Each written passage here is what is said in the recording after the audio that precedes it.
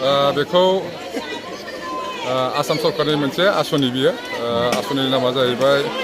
chief minister मुख्यमंत्री महिला उद्यमिता बे फर्म बे आसनि दा बे आसनिजों मोनफ्रोमबो सेल्फ हेल्प ग्रुपनो पार मेम्बार 10,000 करि हरनायनि मोनसे आसनि बियो जोंनि आसाम सरकारनि मोनसे आसाम सरकारनि बे फोसावनाय आसनि बियो दा बेखौ जों दिनै सानथौ VCDC हिसाबै दिनै 25 तारिख बेखौ जों दिनै सानथौ VCDCनि लांगोनायावनो जोङो होनाय जादों दा बे आसनिजों जाहाथे मोनफ्रोमबो सेल्फ हेल्प ग्रुपनि सोद्रोमाफ्रा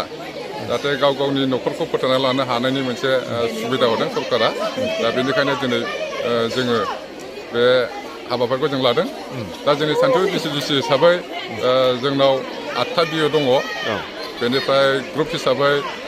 146 दङ ओमफ्राय मेम्बार्स हिसाबै 1675 न'स दङ गासै मेम्बारा दा बेखौ जों दिनै आसाम सरकारनि जिहेतु गाइडलाइन बायदियै जों फर्मखौ जों दिनैनो होगोन दिनैनि गेजेराव जों फोजोबगोन बेखौ जोङो नेक्स्ट डेआव जों होनाय जानाय नङा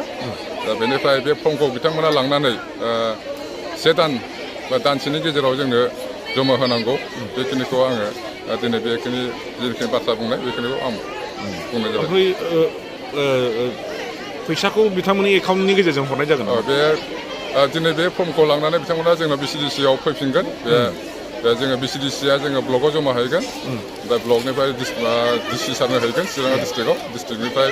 स्टेटआव थांगोन बे फैसाखौ स्टेटनिफ्रायनो बे बेनिफिसियारिफोरनि एकाउन्टआवनो सोहरनाय जागोन ओरैनो जेबो बेले बेजे जानायनि माबा नुहुराखैना ओरैनोथ' बेले बेजे जानायनिथ' राहा गैया बा नुहुराखै जाथावबो नङा खामानिया जेनुइनलि जागोन बे थारमाने फार्स्ट किस्तियाव 10,000 हरगोन सेकेन्डआव 25,000 हरगोन आसाम सरकारा आरो नेक्स्टआव 50,000 हरनाय खोथा आरो लास्टआव बे 1 लाख हरनायनि बाथ्रा दङ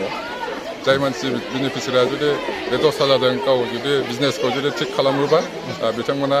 नेक्स्ट माबाखौ किस्तिखौ मोनबावनो हागोन आरो बिथांमोना बेखिनि